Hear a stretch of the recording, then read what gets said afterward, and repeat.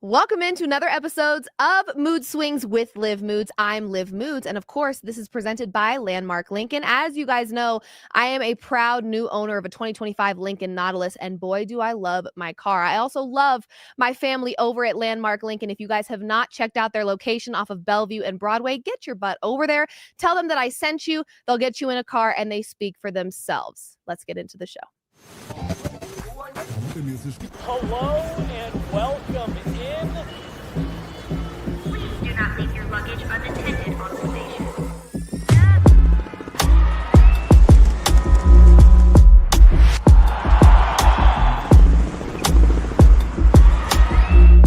Welcome to the show.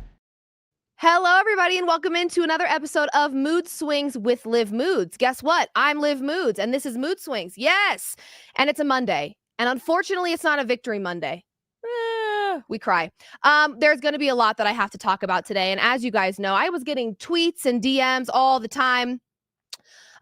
Liv, what are your thoughts on the Broncos? Liv, are you upset? Liv, of course I'm upset. Folks, we know this about me. I keep it real. I keep it honest. And just because I grew up watching this team and I love this team more than any other team in the NFL. Imagine that. Okay, check this out. Not even on a Victory Monday. And we're still repping Denver loud and proud. I love this football team, but at the end of the day, I have never and probably will never be a naive fan of my favorite team. Sometimes you got to call out things you don't like. You got to call things for what they are. And at the end of the day, the Broncos suffered another loss that was exceptionally winnable.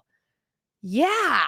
Broncos team that's 1-2 really should be 3-0. Can you believe it? Not every 1-2 team can say that with confidence, that we should be 3-0, but we can as Broncos fans. Broncos country, we should be a 3-0 football team, but we're not. So we've got to get into why we're not, and that is what I'm going to do.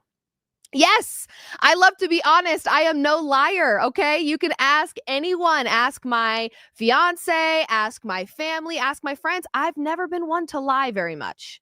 No, in fact, honesty is actually maybe a little too frequent for me, to a fault. But we're going to get into all that in just a bit. For now, let's talk about some of the things that I've got ahead of my vent session for Broncos country. So if you are a part of Broncos country, if you know people that are in Broncos country, send this show to them, because in about 2-3 minutes, we're going to get into all things Denver Broncos and just get a lot of things off our chest. That's what we do on this show. We vent, we get things off of our chest. I'm going to start with one topic here. College football. I don't talk college football very often. I'm not a huge fan of college football unless it's the Big 12. Go Frogs, except Quentin Johnston. Love you. So happy for you. So glad you're thriving, but not at the expense of my Broncos. I don't.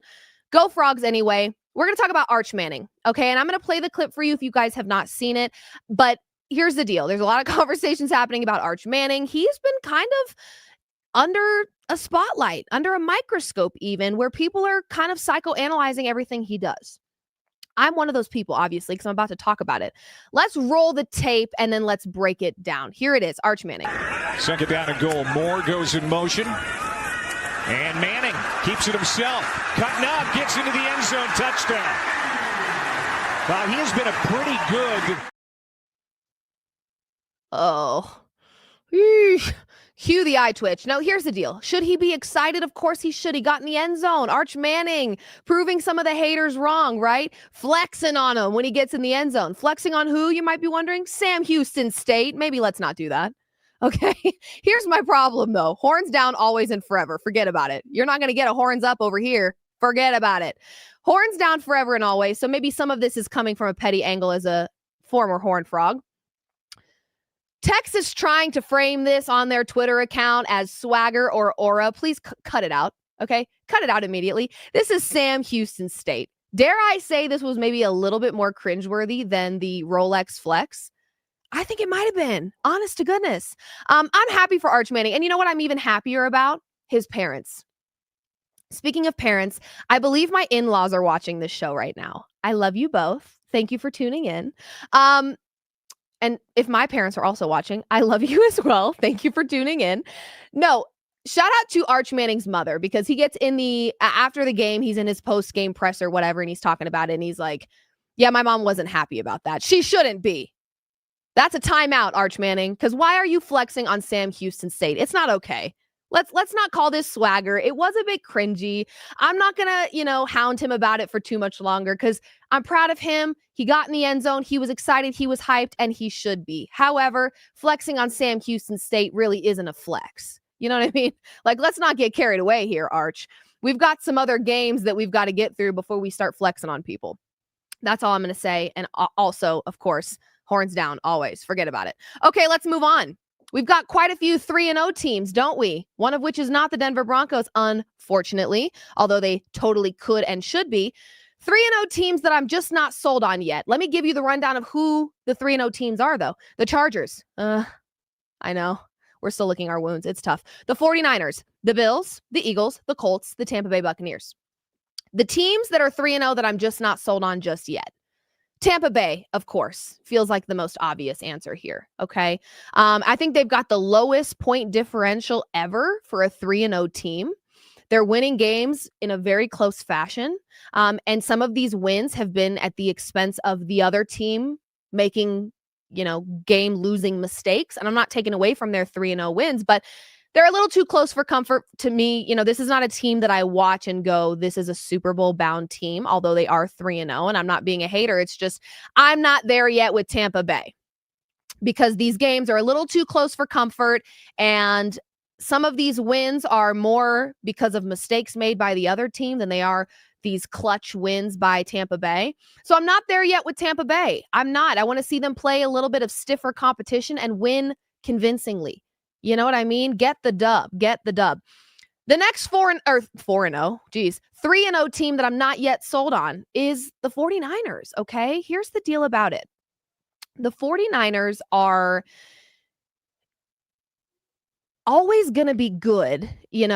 I think they're just too well coached not to be good. This just in, Nick Bosa has torn his ACL. And they've already dealt with a plethora of injuries this season. You've had Purdy, you've got Ayuk, Kittle has dealt with some injuries. You didn't have Juice, okay? Now you're losing Nick Bosa? Eesh. That's tough. So I'm not fully sold on the 49ers, although 3-0, just because I know that there's injuries that they deal with quite a bit, and it does make you wonder what the back end of their season or off season looks like. Whenever you see a team that's constantly injured, you kind of wonder, like, what is there a misstep in the training of their bodies? Because this is a sport where your physical health is some of it's out of your control, but a lot of it is trained into their bodies. And so it does make you wonder. They've been dealing with injuries for the last couple of seasons, still dealing with injuries right now. So I'm not yet sold on the 49ers as a 3-0 team. I'm just not there yet. Not yet. But I think I could be. I think that this is a team that you can never count them out. They're very, very well coached. They've got a defense right now that's helping them win games. And we know what defense does. It also helps you win championships. So I am not saying that this is a 3-0 and it's a fluke and I don't have any faith in this team. I just know that they are exceptionally injured. And I'm just not there yet. What about the Chargers, Liv? Oh my gosh. I think I've got to address the elephant in the room. I think I have to. That's my duty as the host of Mood Swings. And here it is. Justin Herbert bagged a baddie, and look at what we're getting here. Okay. I've always said Justin Herbert does not have that dog in him. And how dare I? Because to bag Madison Beer, you most certainly have that dog in you. Point blank, period. Okay. And we're watching Justin Herbert make plays in such a way that he's potentially making my Broncos defense look bad, and they're not. Don't go there with me, guys. Don't get in the comment section saying, yes, they are bad. No, they're not, and you know they're not. Okay? They're not bad. Justin Herbert is playing at such a high level right now with that dog in him. Can't help but give Madison Beer a little credit. I don't know what they do in their spare time. I could probably guess. I don't know what they do in their spare time, but all I'm saying is if I bagged Madison Beer, I would be acting up. And what we're seeing on Sundays from Justin Herbert, I would put in the acting up category. I'm just saying, okay? He's tearing it up. Shout out Justin Herbert. The Chargers, deservingly so, are 3-0. What makes it even better? Division games. You got to be joking me. Oh my gosh. One of the most competitive divisions preseason. That's all we talked about. The AFC West. My gosh, the Raiders, completely new look to them. The Broncos, too much hype. Let it get to our heads. I'm admitting it. Don't make me say it again. The Chiefs. I mean, I love it. But the Chiefs, I think everyone expects with Andy Reid and Patrick Mahomes, they're going to be somebody. You ask a Chiefs fan right now, they're like, "What? We're missing our best receivers." Oh, shut up. You're 1-2. Shut up. So are my Broncos. I know it's tough. You see, I can't talk that much trash because I was expecting to be sitting in this chair 2-1 and be like, "Ooh, ooh, ooh, no matter what you say, we're better than the Chiefs." I don't know about that. I mean, yes, the Chiefs played the Giants and the Broncos played the Chargers. Very different levels of talent here. However, the Chargers are on top in the AFC West, and deservingly so. I am sold on this team as a 3-0 team. For sure I am. Let's get into the Bills. Okay. Come on now. Josh Allen making a case for back-to-back MVPs. They are playing at a very high level. They're making it look easy even. Talk about that dog in you. That's another quarterback that I said, I don't know if he's got that dog in him. And then he bags a baddie himself. You see a pattern here, folks? Okay? How dare I question whether these men have dog in them and then they wife up these stunning specimens and just ball out on a Sunday? How dare I? You know, sometimes you just got to tuck your tail and say, I was wrong. Josh Allen, Justin Herbert, I apologize. I was unfamiliar with your game, gentlemen. That's the facts of the matter. Josh Allen tearing it up on a Sunday and wifing up, bagging a baddie. I mean, nothing but hashtag respect for the man. Moving on. The Eagles. Like I said, we're going to get into this in a bit. I got to save this one for the end, folks. Let me just put it this way. I was a Rams plus 3.5 better. Yep. You're probably wondering, Liv, how are you smiling today? God. He's giving me strength through my Monday today. Because, yeah, really tough weekend, guys. Rams plus 3.5, Broncos fan. What's next, right? Like, I'm not having fun over here at the moment. The Eagles are just one of those damn teams where we always make comments about the Chiefs. I do anyway, and I know a lot of other people do as well. The Chiefs are the luckiest team in the league. At the end of the day, when you're super talented, luck is naturally on your side. So they may appear to be the luckiest team, but that's rooted in excellence. Let's be real. The Eagles are one of those teams where it's starting to look like things are just working in their favor, right? And you may make a case and say, yeah, you know, sometimes the refs might help out a little with a missed call. Okay, it happens to everybody. Get over it. I don't want your sob story because every team has to deal with the refs just being a bunch of idiots sometimes. It is what it is. All right? We can't blame the refs for wins or losses or otherwise. We just can't. There's 4 quarters in a football game. You've got 4 quarters to prove yourself and you didn't. Move on, right?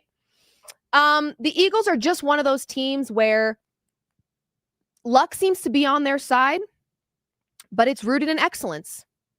Like I said a couple shows ago, this is a team where everybody likes to talk about the fact that their team is better until it's time to beat the Eagles. And then the only people laughing are the Philadelphia Eagles and their crazy loud fans because everyone's better than the Eagles until it's time to beat them.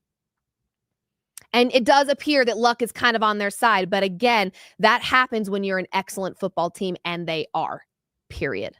We're going to get into the details of that game towards the end. I still need a second, guys, because I was a Rams plus 3.5 better. So you can imagine how I'm feeling today on this fine Monday. Okay, last team here that we've got to talk about, the Colts, guys. It is what it is. You can be upset. You can be mad. But at the end of the day, this team looks great on both sides of the ball. Defensively, offensively, Danny Dimes, what the hell? What on earth? I mean, this is like this is a reincarnated Danny Dimes, guys. And I'm really not that mad at it. I saw probably the toughest thing I've ever seen in my life on X the other week. Indiana Jones. Are you kidding me with that? Indiana Jones, I just got goosebumps. That might be the coldest nickname paired with the level in which he's playing football right now. Indiana Jones. I've got my goosebumps have goosebumps right now. You got to be joking. It doesn't take much. A Hallmark commercial makes me cry. So like, I'm an emotional being. It's fine. And exceptionally dramatic. It's fine. Also self-aware, as you can see. Most drama queens don't admit they're dramatic. Don't you guys appreciate that about me? And if you don't, you should. I'm just saying. Indiana Jones is the coldest nickname. Danny Dimes doing what he does. I mean, this team is 3-0 and they deserve every bit of it right now. I said after, they whooped up on my Broncos that this is an AFC dark horse right here, guys. I'm not joking. And there might be a little bit of concern that I have of, does Danny Dimes keep this up all year? Who knows? Who's to say?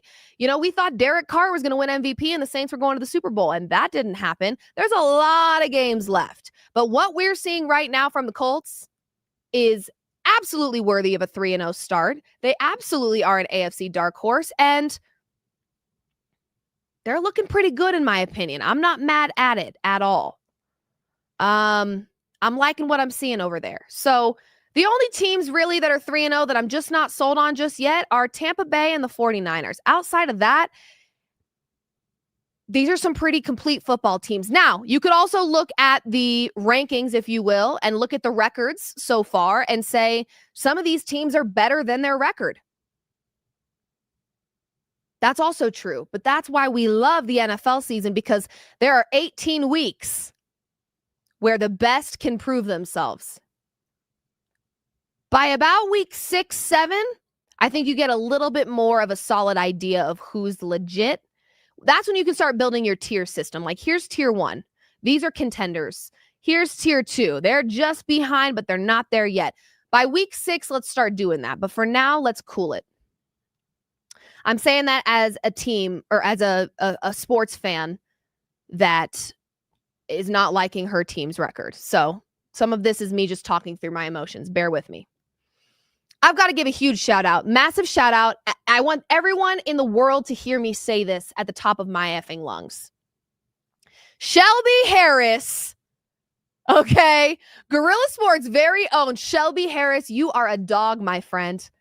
If you guys are not aware of what happened, Shelby Harris in his, I believe, 11th season. I hope I got that right. I want to give you proper credit, Shelby. Okay. In his 11th season, blocking a potential game-winning 43-yard field goal attempt for the Packers to avoid overtime. The Browns ended up winning this game.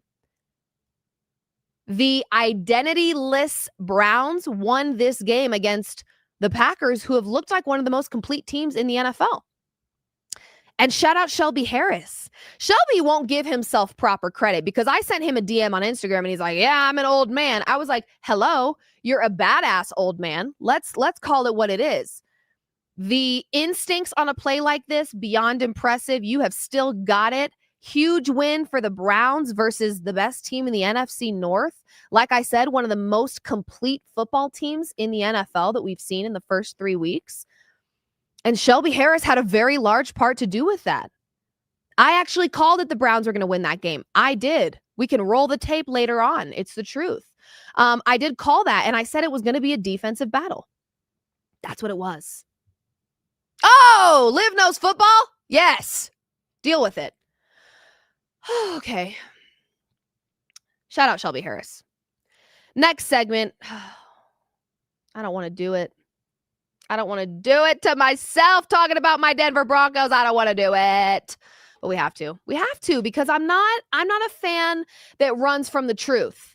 So let's get into the truth here, Broncos country.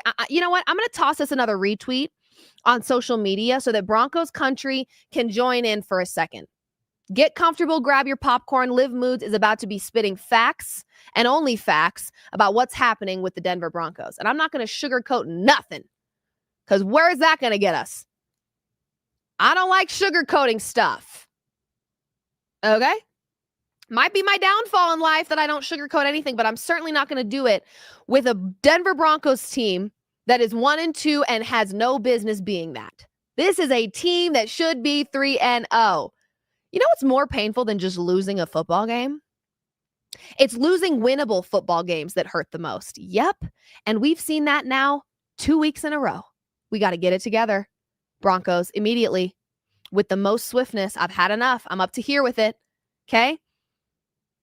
Both last week and this week, these losses coming from game-ending field goals. I mean, it just hurts. We should not be in a position where a field goal is dictating a loss. This team is too good. Come on, what are we doing? Okay.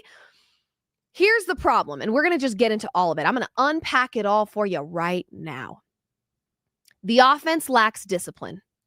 3 offensive penalties for 25 yards in the fourth quarter during a division rivalry game. Unacceptable. Yeah? Can't have that. Yeah? This is not pee-wee football. Penalties are just self-inflicted wounds. And against a team like the Chargers, you just can't have it. We're lacking discipline offensively. Forcing third and long is not always a bad thing. However, when your quarterback is struggling to complete deep, wide open passes all game long to our receivers, third and long feels like a death wish. I mean, I was gripping my chair. Third and long, oh, Lord, give me strength. I can't do it today because it's not been working all game. Why is it going to work now? Doubt it will. Let's talk about the play calling, and this is going to shock you, actually. I know it will. I do not think that the play calling is the problem. Believe it or not. I know.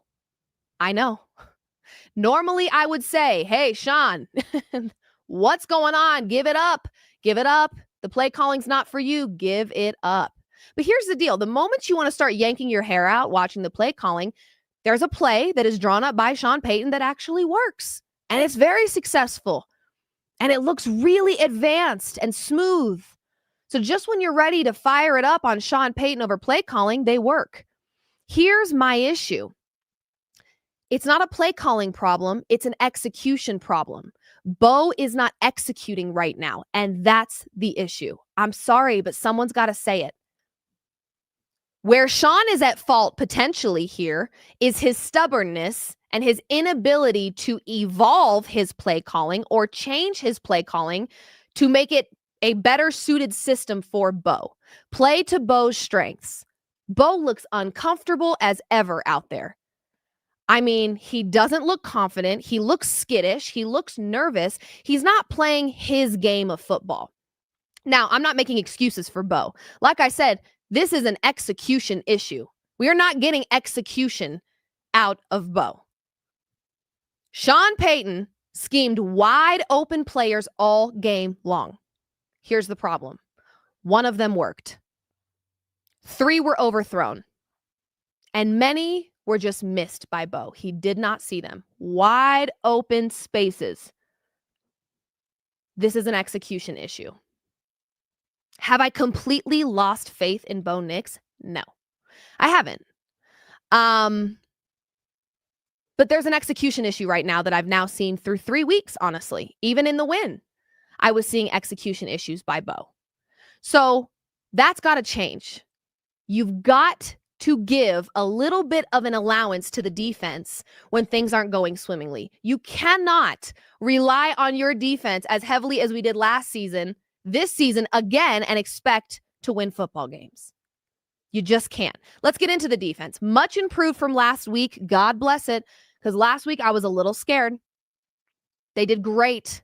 They did great. Shout out to my friend Brandon Jones. Interception. Yes, yes, yes. You know I saw it. You know I screamed. Defense looked much improved. But the mentality I don't like is 4th and inches. F it. Our defense will seal this game. Put them in. Come on. And if you don't have faith in Bo or your offense, then that's the problem we've got to address immediately. Because what happens is Justin Herbert, with the dog inside of him now, makes an insane play. And now it makes our defense look bad when our defense was perfect. Amazing. Playing phenomenally. Okay? So I don't really like the F it, our defense will win this game for us, especially with this hot take that I've got coming for you right now. I'm not sure that Riley Moss is the answer, okay? And I don't want to sound disrespectful, but here's the deal. I think Riley Moss is better served as depth than as a starter at this point, okay? You've got Jahdae Barron, who is unproven at this point, but that's what Sean loves. Sean loves a diamond in the rough. Sean loves to build a player up and mold them to be NFL ready and make them somebody. He loves that. So do that. Invest in Jahdae Barron. I know he's not perfect, but he does have a very high ceiling. And I think if you apply some pressure on him and you start investing in him, it will force him to step up and you may get the best out of him than you even imagined possible. Riley Moss to me is not the answer. And if you're going to have the mentality of F it, our defense will win us this game, you can't have Riley Moss getting cooked. You can't. Like, that is not going to win you a football game. If you're putting all of your faith in the defense in the final minutes of the game, you cannot have Riley Moss getting cooked out there. You can't have it. So the game's on the line, and you put all the pressure on the defense to win the game, and Riley Moss just isn't the Riley Moss that we saw prior to his injury. And that's just the facts. I'm not being a hater. I'm not being disrespectful. That is the truth. If our wins are dependent on our defense, which is what we see all the time, 4th and inches, and Sean says, nope, put the defense in, you can't have Riley Moss getting cooked out there. You just can't. So I'm struggling a little bit with Riley Moss at the moment. Just a little, okay? I'm not saying he's not great, but what I am saying is over the last 3 weeks, I haven't seen him be as exceptional as I think we anticipated he would be. And as a coach, when you're 1-2 and have no business being 1-2, you got to make some adjustments. You have to. That's called being adaptable. That's called responding accordingly. Okay. So that's where I'm at with the Broncos. Have I lost faith in this football team? No. Don't be ridiculous.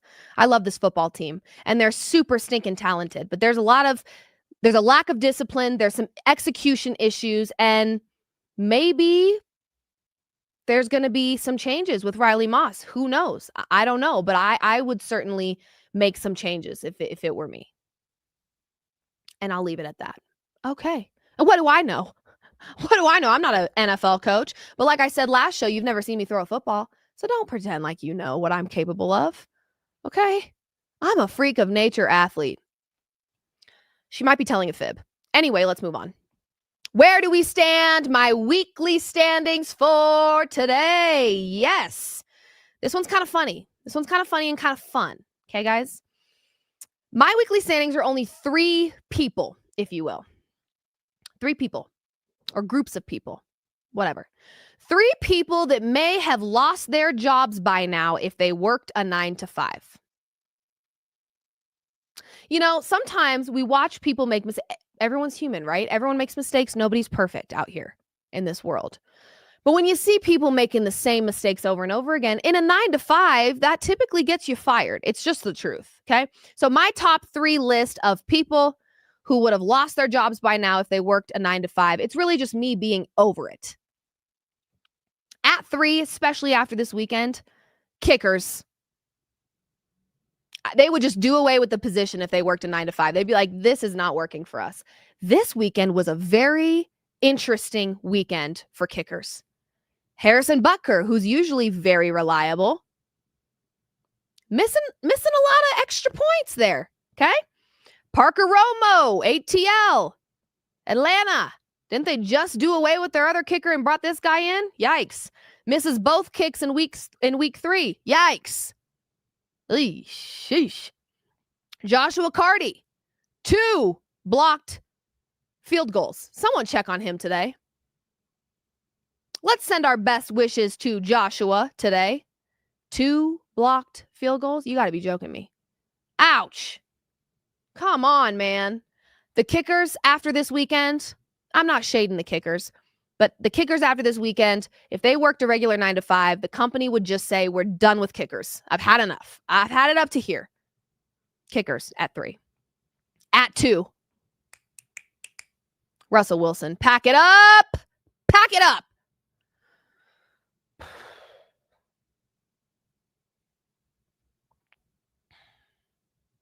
Now, this is a very interesting case study that I think we should really dive into. I've talked about Justin Herbert. I've talked about Josh Allen having that dog in them because they've bagged baddies. This one needs to be a case study because he's got the baddest of them all. And game on the line. It's like, what? Russell Wilson throwing hospital balls that nearly take out your best wide receiver. What was that? Interceptions in the end zone.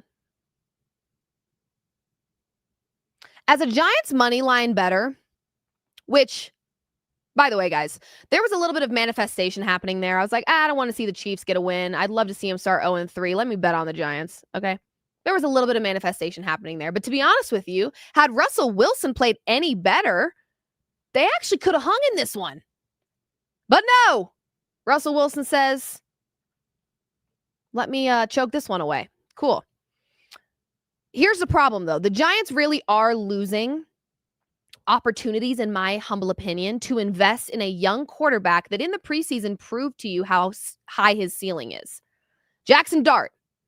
We were kind of seeing them interchangeably rotating throughout this game. Let Jackson Dart play a full game of football immediately.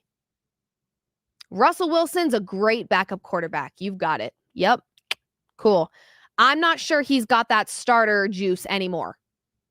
The gas is not in the tank. And you know what? I think I'm a very self-aware individual. And I think I remember saying when I talked about the Giants potentially beating the Chiefs that Russell Wilson still had gas in the tank.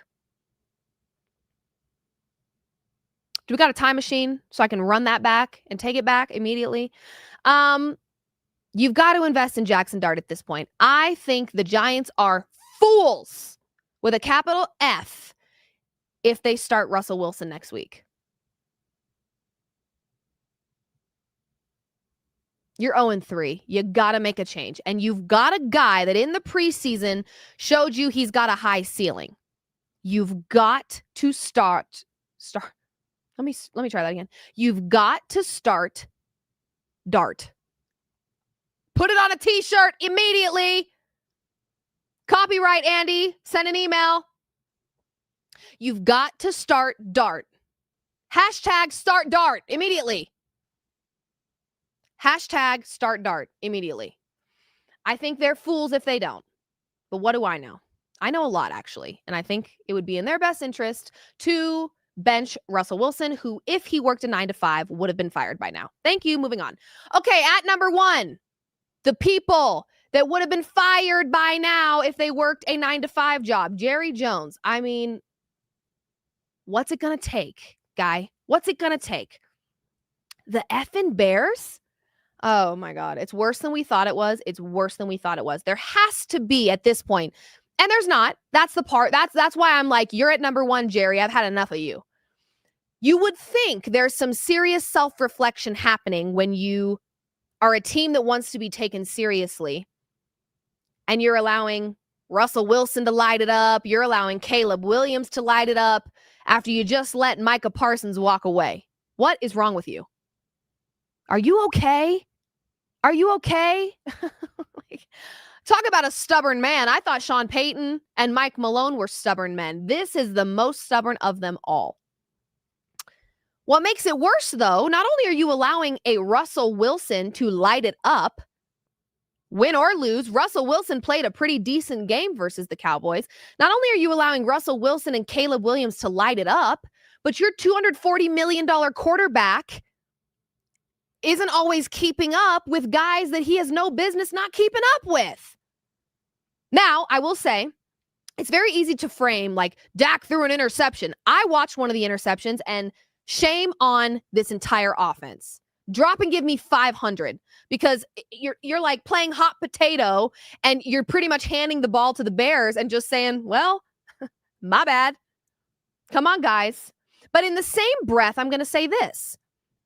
There are people out there that really believe the Dallas Cowboys have not set Dak Prescott up for success, and I highly disagree. That feels like excuse making. It feels like we're just making excuses for Dak Prescott. When you make $240 million, the expectations rise. Deal with it. And I don't feel sad for you because you're a $240 million heir. I don't feel bad for you, okay? I don't. Your expectations rise when you get your bag, period. That's how it works. You got to get more out of Dak Prescott. He's got to be that guy that regardless of what the receivers are doing, regardless of the run game, regardless of injuries, he is winning football games, and he just doesn't do that. And I'm not blaming this entire loss on Dak Prescott. Please don't get it twisted. I just simply do not believe Dak Prescott is worth the money. And Jerry Jones was pretty confident that this defense didn't need Micah Parsons, but we've allowed Caleb Williams and Russell Wilson to light it up in back-to-back weeks. Like, we got to start doing some self-reflection here, Jerry. And I don't think you're going to, and that's the problem. And that's why just a couple of weeks ago, I said Jerry Jones hates this football team. And everyone said, oh, shut up, Olivia. Oh, no, you shut up. He hates this team. For God's sake, wouldn't you think after losing, you've got a $240 million quarterback, you're America's team, supposedly. I'm over that. That's not happening in my world. No, you're not. Let's get that clear. You lose to the Chicago Bears? Like, at what point do we say enough is enough here? If Jerry Jones were working a 9-to-5, he'd have been fired a decade ago. Okay? But he's not. He's still in charge. And the fact that he is still allowed to make decisions is insane. Insane. But I digress. It is what it is, guys. Whatever. Okay, let's get into my most favorite segment of life. As you guys know, every week we do a hot seat. I basically take a back seat, but the back seat is a hot seat. Okay, and my producer, Andy, comes up with a bunch of different, prompts, questions, things. I have no knowledge of what they are ahead of time. No preparation, no notes, none of that. So I am going to allow Andy to just put them up on the screen. We do this every week. It's one of my favorite segments. Driven Opinions is what we call it. And it is driven by, of course, Landmark Lincoln. So let's get into it.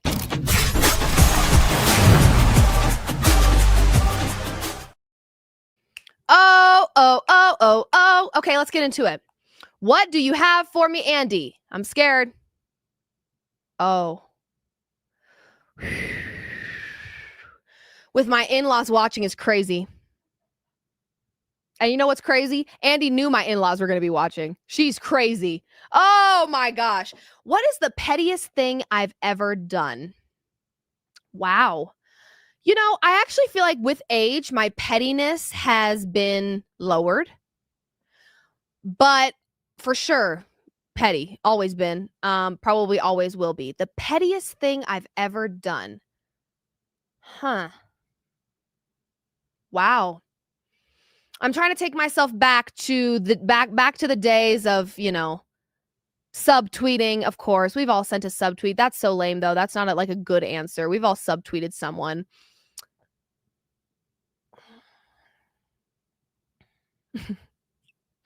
I don't know if it's petty. It's certainly not petty. That's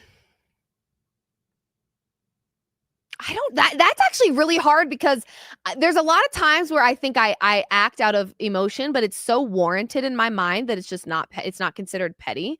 I'm like, I don't know what I should or shouldn't share. I felt highly disrespected one time and I did punch someone, but I don't think that's petty. That's not petty. I think that's just like a reactionary moment. I'm not petty at all with my fiance because he doesn't deserve it. He's very, very kind and he's very healthy. He's like mentally stable. Such a refreshing thing to find a man that's mentally stable. Petty, the pettiest thing I've ever done. Oh, that is hard. What is the pettiest thing I've ever done? Andy, can we go to the next prompt? And I'm going to actually think about what the pettiest thing I've ever done is. And I want to give a good response to that. But I have to think about this one. I have to give a good answer. Let's go to prompt number 2, and then I'll give you guys an answer.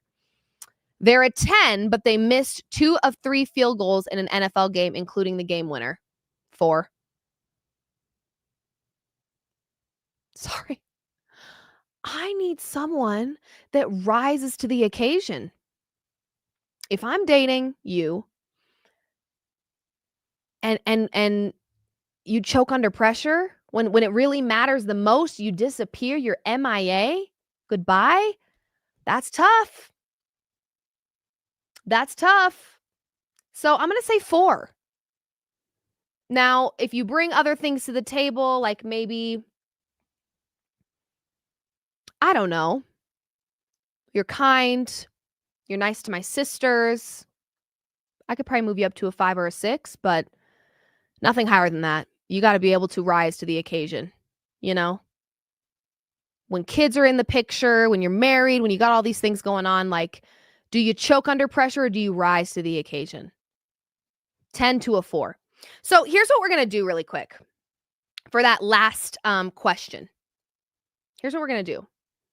I'm going to call my best friend. I'm going to call my best friend and I'm going to ask her what the pettiest thing I've ever done is. Okay? I'm not going to put it on speaker because I'm scared for what she's going to say. One moment, please. If she doesn't answer, she's in trouble.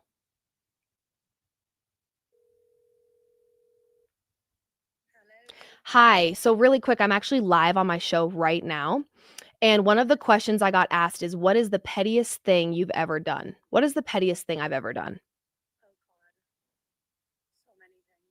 She said, oh God, so many things. What's the first one that comes to mind? Because I don't really think, I don't think it's petty. I think it's just deserved. She says I'm not actually that petty. What did I do?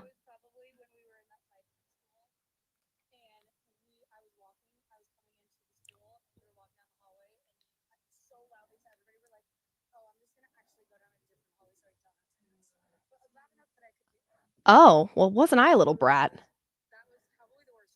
Okay, that's good.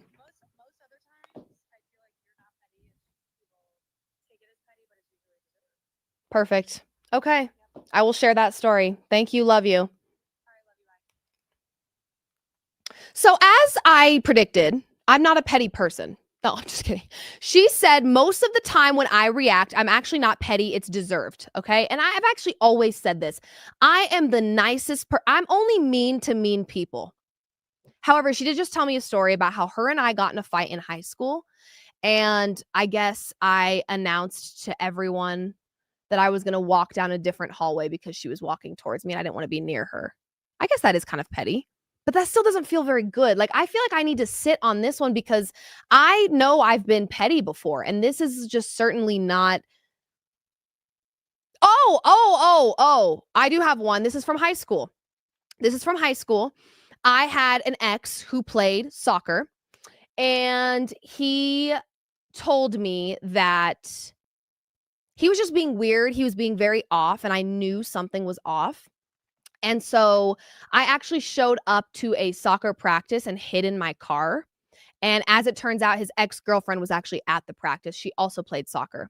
So to be very extra petty, because that's what I do. I kill people with kindness. It's so fun sometimes.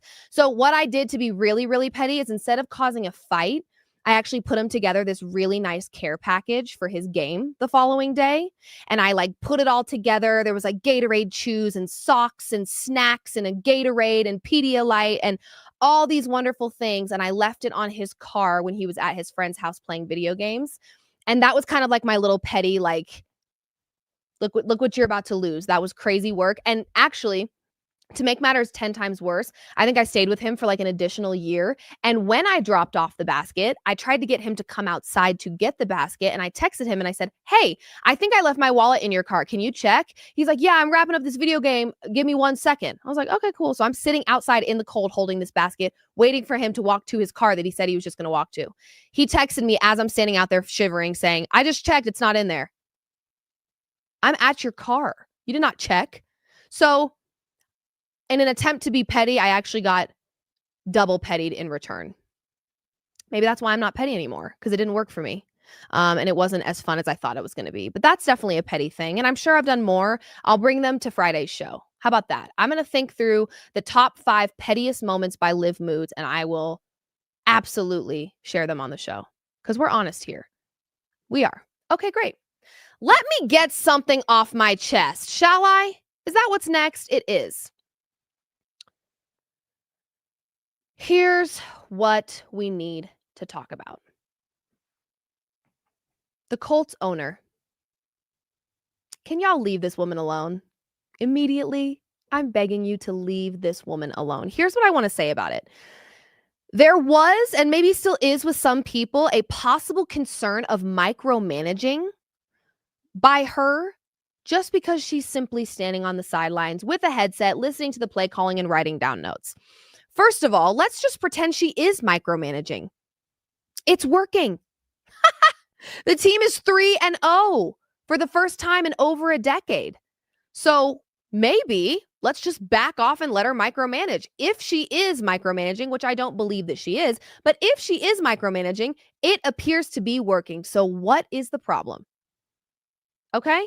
Second of all, to be vulnerable enough, in my opinion, to acknowledge that as a woman in a male-dominated space, you have a lot to learn is admirable. She said when her and her sisters took over this team for their father, Jim, she said, I have a lot to learn. To be able to admit that and acknowledge that as a woman in a male-dominated space, that's admirable. So here she is being vulnerable and taking this job as seriously as she can, and people still are trying to find fault in that. You know what I've learned? You just can't please anyone these days. I saw a quote from a celebrity that said, if someone walks up to me and says that the sky is red, I'm just going to say, yes, it is. Have a nice day. It is not worth arguing anymore with people these days. If she wasn't involved, you guys would be upset. If the team was failing and the ownership were led by 3 women, it would perpetuate the narrative that this space isn't for women, that women aren't welcome in this space. If she had a hands-off approach and the Colts started 0-3, you'd be pointing the finger her direction immediately. But when the team is successful, we're not giving that same type of credit. I don't know if there's, and I know that there is still this problem. And I mean, I deal with it all the time. 90% of the DMs I get from haters are not even about what I say. It's about the fact that I'm a woman and I have no business speaking about football and I have no business speaking about basketball because I've never played the sports before. You're entitled to that opinion. I could care less. I'm still getting paid to do this for a living. So kick rocks. And you're still watching my show. So kick bigger rocks with open-toed shoes. How about that? I think it's a beautiful thing to see Jim's daughters taking their roles so seriously and maintaining, even elevating his legacy. That's what we're seeing. I love seeing her on the sidelines taking this as seriously as she's taking this and admitting that she has a lot to learn and then learning it. Isn't that what you'd want? If you handed your daughters over an entire NFL team, wouldn't you want that? So shout out to these women. And don't let these haters say nothing to you. Because your team, unlike many teams, is 3-0. So you're doing something right. And I think everybody else just needs to shut it. That's all. I love seeing women in male-dominated spaces just absolutely crushing it. Okay? I love it. Just like I love seeing men crush it. Okay? But I really love to see women defy the odds, listen to the haters, let it fuel them, be vulnerable, admit they have things to learn those things, and then be successful. It's fantastic. It's fantastic. Shout out to the Colts. Honestly, nothing but respect. Okay. Last little segment here is, of course, my love language, which is sports betting. Duh. Okay, we got to talk about the bad beat. Rams plus 3.5. I'm sick to my stomach over it. It is disgusting what happened to me. Let's just go ahead and play it, and then we'll get into things, and I will vent, and I will feel better. Check it out. Joshua Carty has it blocked again. This time Jordan Davis, the big man, looks for the icing on one big cake. Eagles hang on.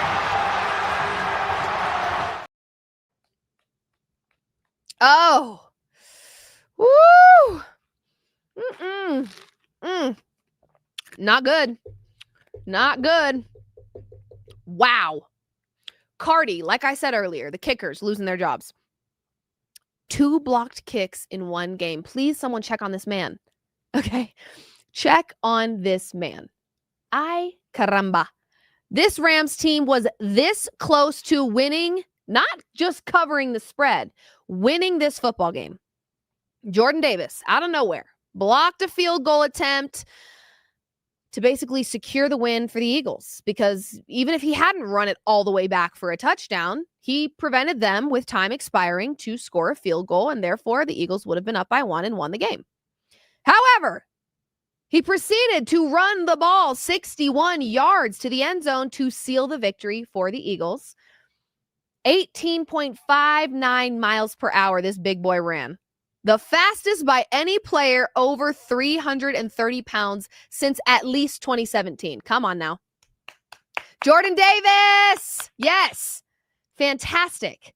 But as a Rams plus 3.5 better, I'm sick to my stomach. I mean, this is the kind of stuff I warn you guys all the time when it comes to betting about the witching hour, and when time is expiring, if you think your bet is safe, it's not. This is what I mean.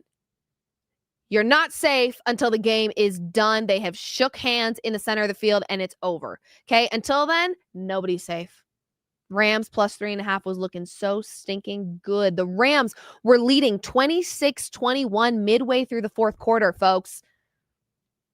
The witching hour strikes again. I'm sick to my stomach. I can't talk about it anymore. I'm sick to my stomach. Let's get into tonight's Monday Night Football game really quick, though. Ravens versus Lions. You see, I've got Rams on the brain. I'm so sick about it. I'm just so sick.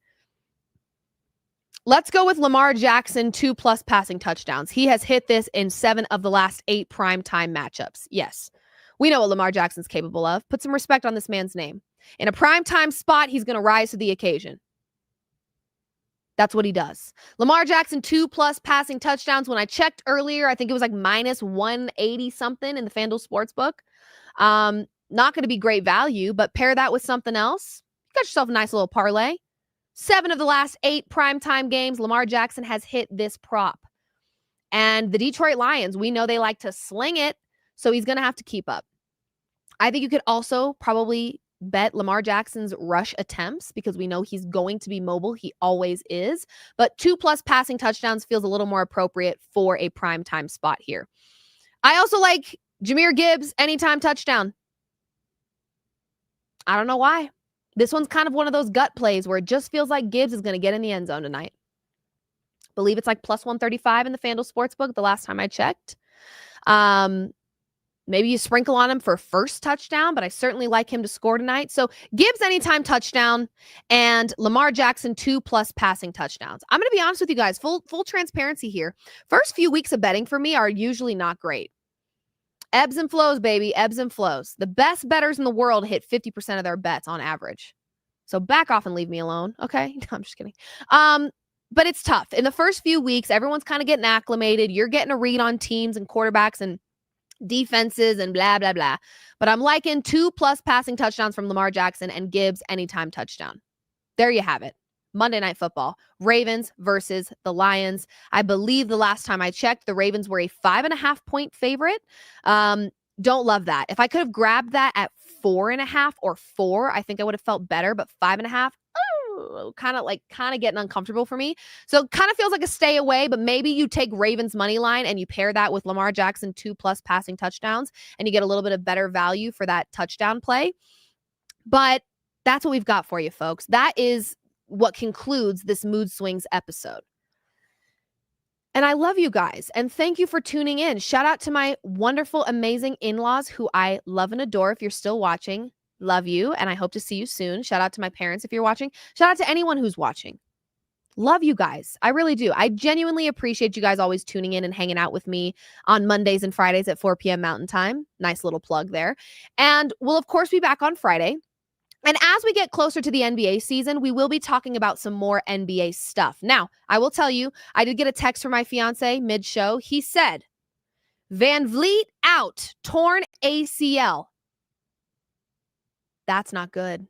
Actually, that's really not good because I think Houston was kind of on people's radars as a little sneaky contender.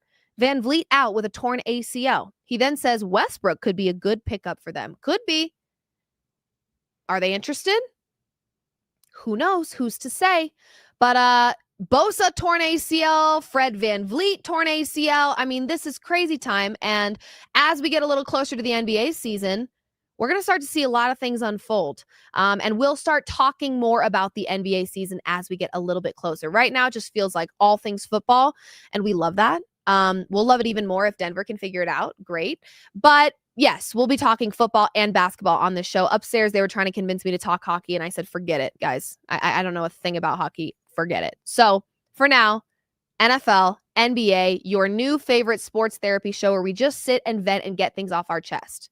Is that so bad?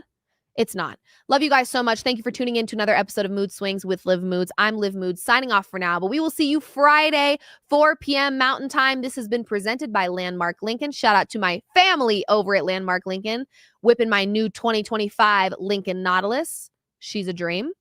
We will see you guys Friday, 4 p.m. Mountain Time. Much love. Signing off for now, and we'll see you next time.